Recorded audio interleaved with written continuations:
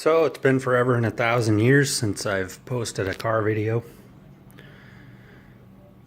Picked up a 97 C5 Corvette to replace my GTO, which I actually sold several years back.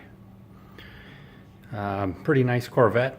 It's one of those that I felt that I would be regretting if I didn't buy the damn thing. Possibly one owner, only 28,000 miles on it.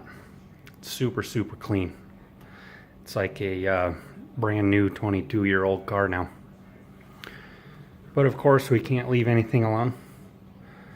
So we're in the middle of installing some TSP CNC ported heads. Gonna do a simple BTR Stage 2 cam. Nothing too crazy. Try and keep good drivability, gas mileage. Be able to daily drive it even though I don't. So that's where we're at. Probably won't do too many videos on a bunch of the actual heavy work. I think there's plenty of videos out there for that stuff on YouTube. And definitely don't expect me to start a YouTube car channel any day soon. Don't have time for that. So anyways, thought I would put something out there. It's been a long time, like I said, for a car video.